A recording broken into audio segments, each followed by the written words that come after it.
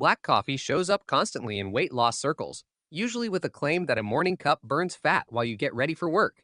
So let's cut through it. In this video, we're breaking down what the research actually shows, how black coffee might help, how much to drink, the best timing, the risks worth knowing, and where it realistically fits into a plan that actually works.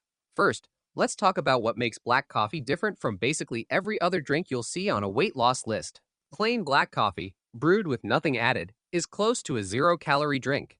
A standard 8-ounce cup contains roughly 2 calories, along with caffeine and a range of plant compounds, most notably chlorogenic acid, an antioxidant that's been studied for its potential effects on blood sugar regulation and fat metabolism. That combination, essentially free calories plus a mild stimulant plus beneficial plant compounds, is exactly why black coffee for weight loss keeps coming up as a topic worth taking seriously, unlike a lot of trendier fat-burning drinks with far less research behind them.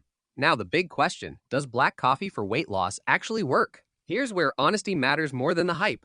Black coffee does not burn fat on its own, and no credible research suggests that drinking coffee alone produces meaningful weight loss. The real-world effect is small, and it only shows up alongside an actual calorie deficit. Controlled studies have consistently found that caffeine, the main active ingredient in coffee, raises resting metabolic rate by roughly 3 to 11% for a few hours after consumption. That's a real measurable effect, but translated into actual daily calories, it usually amounts to something in the range of 20 to 50 extra calories burned, not the dramatic fat melting effect the marketing implies. So the fair takeaway is this. Black coffee might give you a small metabolic nudge and a bit of extra energy for a workout, but it is a minor helper, not the engine of weight loss. So how does it actually help when it does help? First, caffeine provides a genuine boost to metabolic rate, mainly by stimulating your central nervous system and increasing the release of fatty acids from fat tissue into the bloodstream, where they can be used for fuel. This effect is real but modest, and tends to shrink somewhat in people who drink coffee daily, since the body partially adapts to regular caffeine exposure. Second, caffeine appears to modestly suppress appetite for a window of 1 to 3 hours after consumption, partly by influencing hormones like ghrelin that signal hunger. This isn't a dramatic appetite killer, but it can take the edge off between meals for some people. Third, caffeine taken before exercise has been shown in a meta-analysis to meaningfully increase fat oxidation during the workout itself, especially in people who are less trained. This is one of the more consistently supported uses of coffee in a weight loss context, drinking it as a pre-workout rather than just a morning ritual. And fourth, often the most practically useful effect, black coffee is essentially calorie-free. If a cup of black coffee replaces a sugary latte or a sweetened iced coffee, you've just cut real calories from your day without feeling deprived.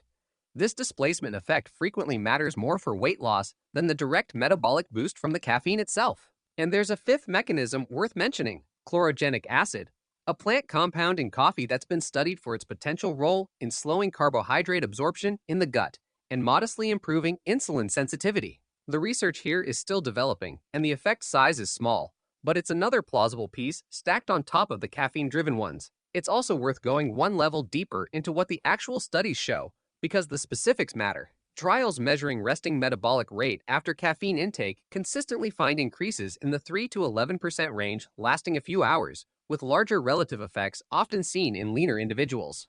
A meta-analysis pooling multiple trials on caffeine and exercise performance found a meaningful bump in fat oxidation during aerobic exercise when caffeine was consumed 30 to 60 minutes beforehand, an effect more pronounced in recreationally active people than in highly trained athletes on the appetite side. The picture is a bit murkier. Some studies find a modest, short-term reduction in hunger, while others find no significant effect once you control for what people already expect coffee to do.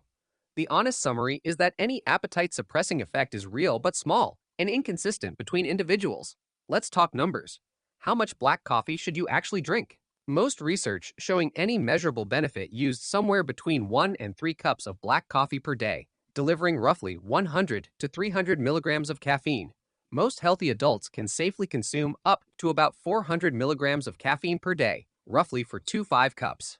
Going well beyond that doesn't produce proportionally more fat loss, and it meaningfully raises the risk of jitteriness, anxiety, a racing heart, and disrupted sleep. And if you already drink coffee regularly, you've likely developed some tolerance to its thermogenic effects, meaning the same cup does less for your metabolism than it would for someone who rarely drinks caffeine. That's normal, and it's not a reason to keep increasing your intake chasing the original effect. Now, timing genuinely matters here more than with a lot of other weight loss drinks. The most research-backed window is about 30 to 60 minutes before exercise, since that's when caffeine's boost to fat oxidation during the workout itself has been most consistently observed. Outside of a workout context, many people simply drink black coffee in the morning or early afternoon as a calorie-free replacement for sweetened drinks. What you should avoid is drinking it late in the day if caffeine affects your sleep. Poor sleep measurably works against weight loss, which can easily cancel out any small metabolic benefit coffee provided earlier in the day. Let's cover the risks you shouldn't ignore. Caffeine sensitivity varies a lot from person to person, so pay attention to your own response rather than assuming a safe dose from an article applies identically to you. It can also worsen acid reflux for people prone to it. Regular heavy caffeine use can lead to genuine physical dependency, and suddenly stopping often causes headaches and fatigue for a few days. Watch your total daily caffeine too, not just coffee, since energy drinks, tea, and pre-workout supplements all add up. And caffeine can cause a temporary rise in blood pressure, more noticeably in people who don't drink coffee regularly. Here's a distinction that genuinely matters. Black coffee and other coffee drinks are not the same category of beverage. A large flavored latte with whipped cream and syrup can easily run 400 to 500 calories, more than some full meals. None of these drinks are doing anything special for weight loss, and drinking them while believing you're doing something healthy because it's just coffee is one of the most common ways people accidentally sabotage a calorie deficit. A bottled sweetened iced coffee can pack 30 to 40 grams of sugar into a single serving. If you enjoy a milky or slightly sweetened coffee, a small splash of milk and a light touch of sweetener is a reasonable middle ground that keeps the calorie count low while still making the drink enjoyable enough that you'll actually stick with it long term. So where does black coffee actually fit in a weight loss plan? Here's the honest framing that keeps expectations realistic. Black coffee for weight loss is, at absolute best, a small supporting player. The things that actually drive weight loss are the same unglamorous fundamentals every time. A modest calorie deficit, enough protein, plenty of vegetables and fiber, regular movement, decent sleep, and stress management. If those foundations aren't in place, no amount of black coffee will produce a visible change. Let's quickly cover the common mistakes people make. The biggest one by far is drowning the coffee in cream, sugar, and flavored syrups, then still calling it a weight loss drink. A second is drinking large amounts hoping to accelerate fat loss, which mostly just adds side effects without meaningfully more fat burned. A third is drinking coffee late in the day and not connecting the dots when sleep quality drops. A fourth is buying expensive weight loss coffee products with added supplements of questionable value, when plain black coffee already delivers the actual research-backed benefit for a fraction of the price. And a fifth is treating coffee as permission to ignore the fundamentals, as if a black coffee habit cancels out a day of poor eating. It does not. So here's your simple, safe daily routine.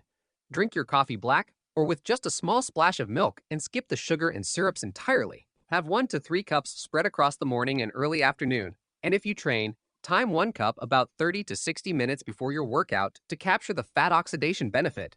Stop drinking caffeine at least 6 hours before bed if it affects your sleep, and pair the habit with a genuine focus on protein, vegetables, movement, and rest. That's the entire honest playbook.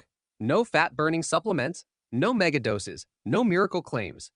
Just a simple, nearly free habit that might help a little on top of the things that actually matter. Black coffee for weight loss is neither a miracle nor a scam. It's a small, plausible helper when used correctly, and never a replacement for the fundamentals that do the real heavy lifting.